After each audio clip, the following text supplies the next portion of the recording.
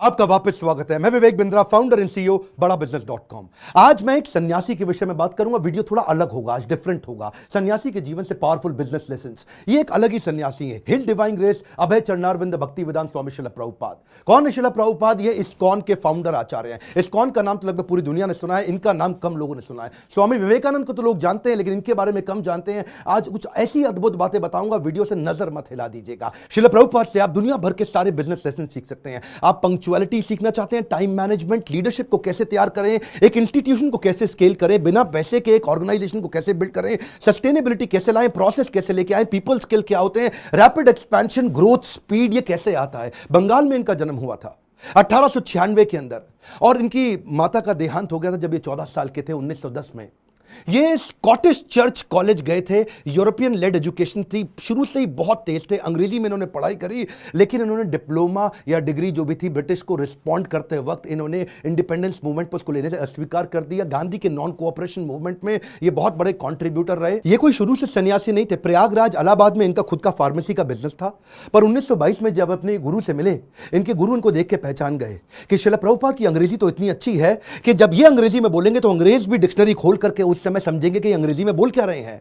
तभी इन्होंने प्रभुपाद को एक आदेश दिया, क्या तुम मेरे लिए एक काम कर सकते हो? तुम्हारे को शास्त्रों में मन भी लगता है और अंग्रेजी भी अच्छी है, तुम भगवत गीता के ज्ञान को अंग्रेजी भाषा में पूरी दुनिया तक पहुंचाओ, क्योंकि हमारे शास्त्रों को दुनिया में कोई नहीं लेके जा रहा। दुनिया की किताबें हमारे देश में आ रही हैं। श्रील प्रभुपाद ने उनकी इंस्ट्रक्शन को दिल से लगा लिया। गुरु मुख पद्मा वाक्या चित्ते कौरिया ऐक्या, के गुरु के मुख से निकले हुए वाक्यों को चित्त के साथ एक कर लो। अंग्रेजी में भगवत गीता को ट्रांसलेट करना शुरू कर दिया। बैक टू गॉडेड किताब लिखते, भगवत गीता को ट्रांसलेट करते। लैपटॉप टाइपराइटर नहीं हुआ करता था, कंप्यूटर नहीं होता था, मैनुअली लिखते थे। एक साल लगा करके इन्होंने कई पेजेस के अंदर भर करके भगवत गीता को ट्रांसलेट किया। एक दिन फैक्ट्री से वापस आ रहे थे, अपने घर पहुंचे। जब घर पहुंचे तो ढूंढने लगे कागज कहां हैं सारे। इतनी मेहनत की, कागज इनको मिल नहीं रहे थे, बड़े परेशान थे उस समय। अपनी धर्मपत्नी से पूछा कि वो कहां है जो मैंने भगवत गीता ट्रांसलेट करी। तो अचानक इनकी पत्नी ने जो बोला, इनके होश उड़ गए। इनकी पत्नी ने कहा, वो सारे तो मैंने कबाड़ी को बेच दिए। बोलो क्यों बेचे? बोला उसके बदले में मैंने चाय खरीद ली, अंग्रेजों ने बताया चाय पीनी चाहिए। प्रभुपाद को बहुत बुरा लगा। अचानक प्रभुपाद ने उनसे पूछ लिया, टी और मी? इनकी पत्नी ने बोल दिया टी। उस दिन उन्होंने अपना घर छोड़ दिया, संन्यास लेने की तैयारी करी। वहां से जाकर के इन्होंने फिर से भगवत गीता लिखनी शुरू करी। बाद में ये वृंदावन चले गए, कई साल वृंदावन रहे, भगवत गीता लिखी, उसकी तैयारी करी। ये पहले से जानते थे कि दुनिया का नंबर 1 देश अमेरिका और अमेरिका का नंबर 1 शहर न्यूयॉर्क, तो मैं शुरुआत न्यूयॉर्क से ही करूंगा। थोड़ा इमेजिन करिए, 70 साल का किसी बूढ़े व्यक्ति का चित्र लेके आइए अपने मन में। 70 साल की उम्र में 32 दिन की जहाज की लंबी यात्रा, जिसमें रास्ते में इनको 2 बार हार्ट अटैक आ गया। कुछ केवल साथ में $7 लेके कुछ किताबें लेकर निकल पड़े। वहां कोई इनको जानता नहीं था। ये जानते थे कि मैं अकेला हूं और मैं सब कुछ नहीं कर सकता। मैं सब कुछ नहीं कर सकता, इसका मतलब ये थोड़ी कि मैं कुछ भी नहीं कर सकता। मैं सब कुछ नहीं कर सकता, इसका मतलब यह नहीं कि मैं कुछ भी नहीं कर सकता, क्योंकि मैं कुछ कर सकता हूं तो मैं कुछ कर लूंगा, और कुछ कुछ कर करके मैं सब कुछ भी कर दूंगा। और वो हिम्मत लेकर के निकल पड़े। वहां पहुंचे टॉम्स्किन स्क्वायर पार्क न्यूयॉर्क के अंदर। उन दिनों वियतनामीज और यूएस का वॉर चल रहा था, जिसके कारण वहां बहुत हिप्पीज आ गए थे। हिप्पीज वो हुआ करते थे जो सड़क पर लेट करके इलिसिट सेक्स करना, नशा करना, वहीं पर नंगे लेटे रहना, 2-2, 4-4, 6-6 महीने तक नहाना नहीं। हिप्पीज ने एक्चुअली डिफाई कर दिया अमेरिका को। अमेरिकन सरकार परेशान थी कि ये लोग अपना घर छोड़ चुके हैं, पूरी तरह स्वतंत्र हो चुके हैं और कुछ भी कर रहे हैं। इन्होंने सोचा क्यों ना इन्हीं के साथ शुरुआत किया जाए।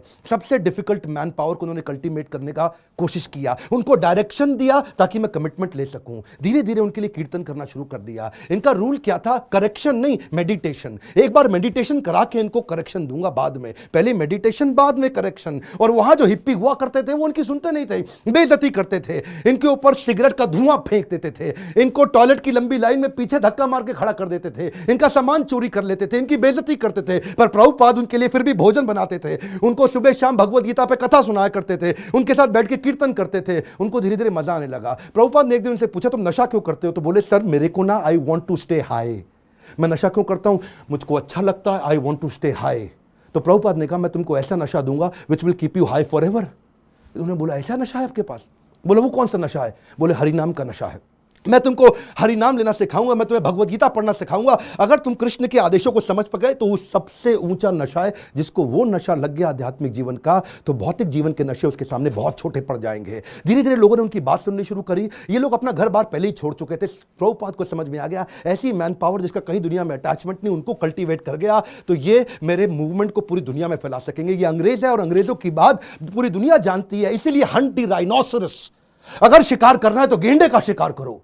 प्रभुपाद ने सबसे कठिन मुद्दा उठाया और उसके बाद अमेरिका की सरकार भी प्रभुपाद को धन्यवाद करती थी कि तुमने ऐसे लोगों को नशा छुड़वा दिया। वो सारे हिप्पी हैप्पी बन गए। क्या कमाल, दोबारा सुनिए, हिप्पीज को हैप्पी बना दिया इन्होंने। कैसे हैप्पी बनाया? उनको गुलाब जामुन बना बना के अपने हाथ से खिलाते थे, उनको कथा सुनाते थे और धीरे धीरे उनका हृदय में परिवर्तन आया। और वहीं से प्रभुपाद ने, ये लीडर्स ऑफ लीडिंग लीडर थे प्रभुपाद, मेरी बात सुनिए, एम्पावर करते थे, लीडर्स ऑफ लीडिंग लीडर। इतना विश्वास डाला उनमें, इतना ट्रस्ट डाला उनमें कि उनको बोला यहां से तुम मेरे सारे शिष्य बन चुके हो। 10,000 शिष्य उन्होंने बनाए धीरे धीरे करके यूएस के अंदर। 2 को उन्होंने भेजा यूरोप में, 2 को भेजा अफ्रीका, फिर 2 को ऑस्ट्रेलिया, फिर 2 को रशिया, फिर 2 को इंडिया। ऐसा करते करते उन्होंने सब जगह लोगों को अलग अलग भेजा और बोला अब इस भगवत गीता को तुम लेके जाओ। मैंने तुमको सिखाया, अब तुम दूसरों को सिखाओ। 1965 से 1977 तक लगभग 11-12 साल इन्होंने पूरी तरह अपने आप को झोंक दिया। पैसे की कमी थी इनके पास, सोचा पैसा नहीं है तो अगरबत्ती, पूजा में काम आने वाली अगरबत्ती का बिजनेस इन्होंने अपने शिष्य को करना समझाया।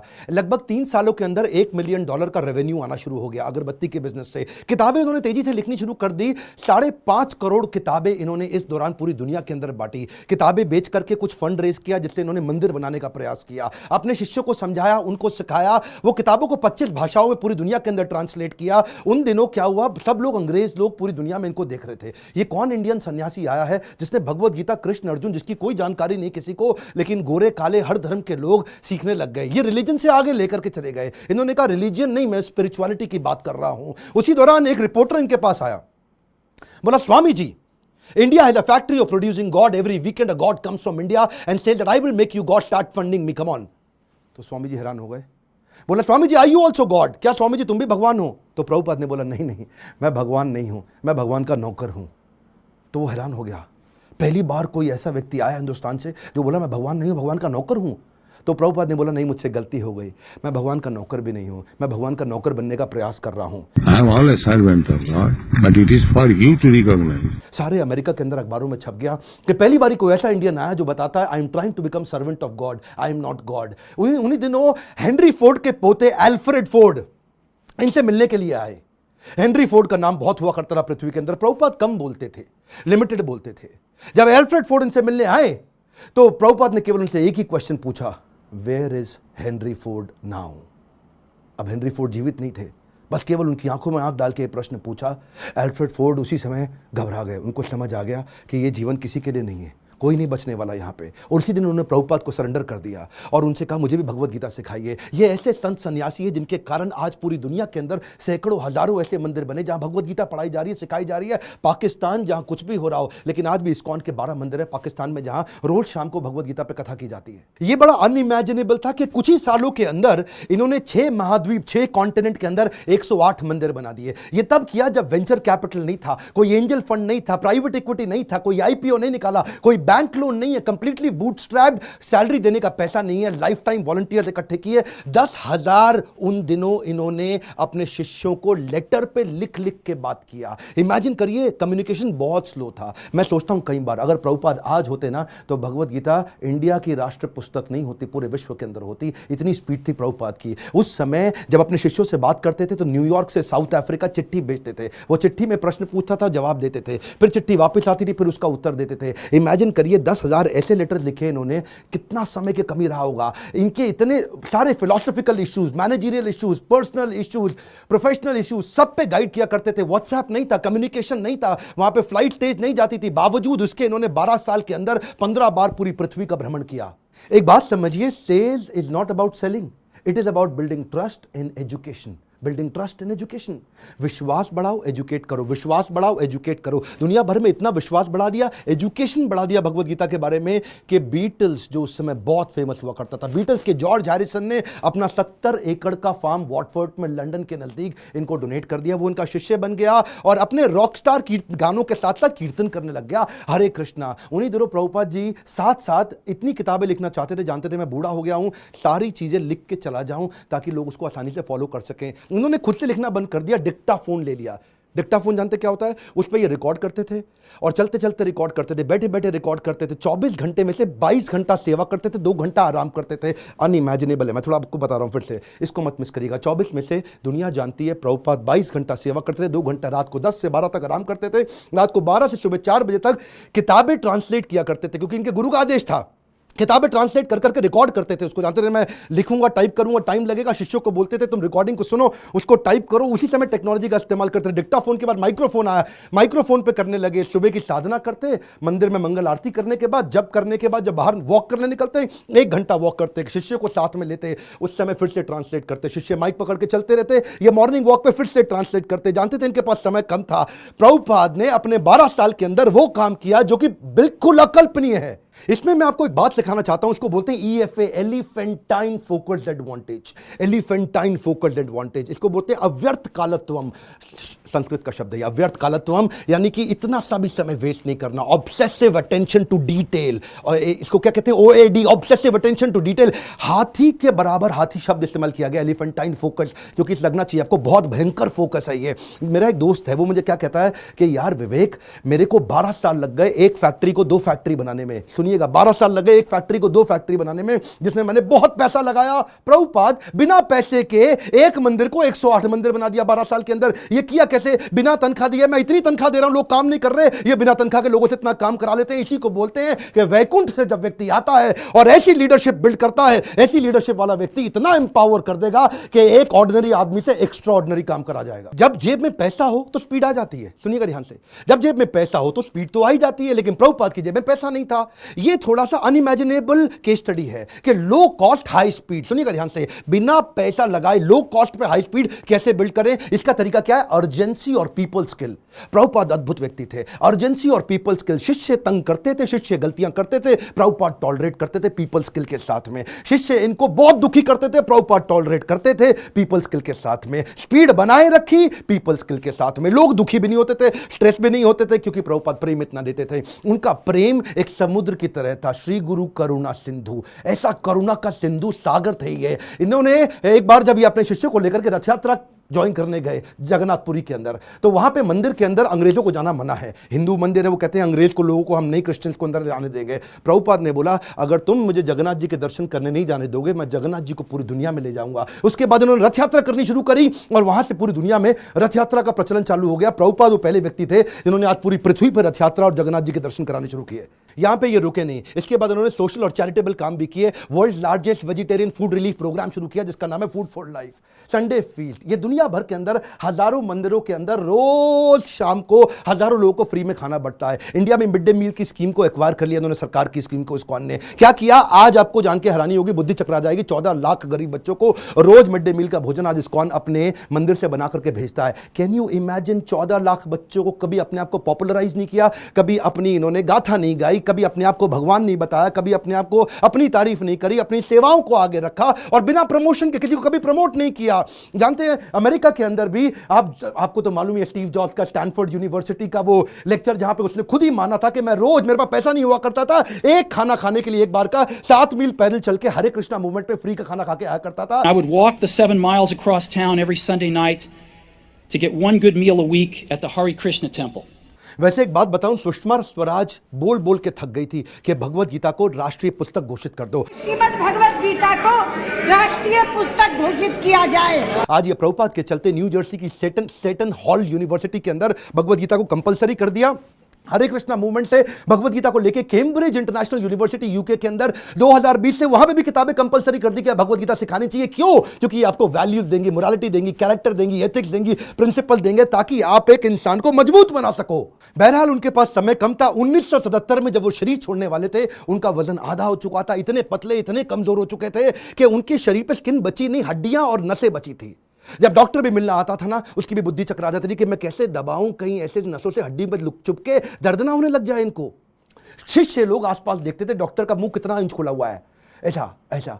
डॉक्टर हैरान होता था, इंच नापते थे ऐसा कि ये कैसा व्यक्ति कर रहे हैं ये। इस समय कॉन्शियसनेस को बिल्ड करना पॉसिबल ही नहीं है। प्रभुपाद के सारे ऑर्गन्स काम करना बंद कर चुके थे, उनकी उम्र बहुत ज्यादा हो चुकी थी, लेकिन उस समय डेथ बेड पे, क्षमा चाहता हूं गलत शब्द यूज कर रहा हूं, ऐसे लोगों की कभी डेथ नहीं होती, लेकिन उस समय उस बिस्तरे पे भी लेट करके प्रभुपाद शरीर छोड़ने से पहले भी ट्रांसलेट कर रहे हैं भागवतम को कि मेरे जाने से पहले मैं अपने गुरु के आदेश को पूरा करके जाऊं। अद्भुत। डॉक्टर बोला संभव ही नहीं है, ये बिल्कुल पॉसिबल नहीं है। So, if we have the chance of association with devotees, जानते हैं ये प्रभुपाद ऐसे व्यक्ति थे, जाने से पहले इन्होंने पूरा मैनेजमेंट मैनकॉम, कॉर्पोरेट्स के अंदर ना मैनकॉम होता है, मैनकॉम का मतलब क्या, मैनेजमेंट कमिटी। तो प्रभुपाद चाहते थे मैं इसको फैमिली रन बिजनेस की तरह ना चलाऊं, इसको इतना प्रोफेशनल कर दूं, जैसे बड़े कॉर्पोरेट्स होते हैं वो फैमिली की तरह नहीं चलते, प्रोफेशनल तरीके से चलते हैं। उन्होंने एक मैनेजमेंट कमिटी बनाई, 12 लोगों की लीडरशिप तैयार करी, बोला जो भी डिसीजन होगा, जो भी पॉलिसी होगी, ये 12 लोग मिलकर के करेंगे ताकि कभी भी करप्शन ना लेकर के आए। जब भी अकेले का खुद का बिजनेस होता है तभी करप्शन आता है। कई ऐसे गुरुजी हैं जिनके बेटे भी अपने आप गुरु बन जाते हैं, उनके बेटे भी अपने आप गुरु बन जाते हैं। यहां पे केवल काबिल व्यक्ति को गुरु बनाया जाता है, यहां पे गुरु को नहीं प्रमोट किया जाता, यहां भगवत गीता को प्रमोट किया जाता है। एकर्स ऑफ एकर्स प्रॉपर्टी बना ली प्रभुपाद ने, लेकिन अपने बच्चों के नाम पे एक प्रॉपर्टी नहीं करके गए, सब कुछ सोसाइटी के नाम पे कर दिया। प्रभुपाद कहते थे कि बिलीफ स्पिरिचुअल होगा और बिहेवियर प्रोफेशनल होगा। सिस्टम सुनिए, कम ऑन, बिलीफ स्पिरिचुअल होगा और बिहेवियर प्रोफेशनल होगा। वो क्या कहते थे, प्रिंसिपल ग्लोबल है, ग्लोबल प्रिंसिपल पूरी दुनिया में एक जैसे होंगे, लेकिन रिसोर्सेज लोकल होंगे। अगर आपको पैसा चाहिए तो लोकल जगह से रेज करो, लोकल जगह पे खर्च करो। पैसा ना इस देश से उस देश जाएगा, ना उस देश से इस देश आएगा। प्रिंसिपल ग्लोबल होंगे और खर्चा रिसोर्सेज लोकल होंगे। यही मैं आपको बताना चाहता हूं। अगर इस प्रकार की लीडरशिप आप बिल्ड कर सके तो आपको जिंदगी के अंदर इसके लिए लीडरशिप क्वालिटी चाहिए, और वही मैं सिखाता हूं अपने प्रोग्राम्स के अंदर। इसको बोलते हैं लीडर, जिससे आप सारे स्पिरिचुअल भी और बिजनेस भी सारे लेसन एक साल ले सकते हो। रियल लीडरशिप वीडियो को डाउनलोड व्हाट्सएप पे करके पूरे देश में पहुंचाइए। स्वामी विवेकानंद को जानते हैं, श्रील प्रभुपाद को भी पहुंचाएंगे पूरी दुनिया के अंदर। भारत रत्न मिलना चाहिए ऐसे व्यक्ति को, ये मेरी आपसे प्रार्थना है। बहुत सीरियस हूं मैं आज, मैं अपने दिल से बोल रहा हूं। आज इनका जन्मदिन है, आज सारे व्हाट्सएप ग्रुप में, सारे फेसबुक ग्रुप में, अपने यूट्यूब चैनल पे इस वीडियो को निकाल के अपलोड करिए, पूरी दुनिया में पहुंचाइए। प्रभुपाद जी के बारे में पता चलना चाहिए। और अगर आपको वीडियो कहीं से मिला है, चैनल सब्सक्राइब करके बेल आइकॉन हिट करिए ताकि ऐसे वीडियो आपसे मिस ना हो सके। मेरे साथ जुड़े रहने के लिए, हर बार वापस आने के लिए आप सबका दिल से धन्यवाद।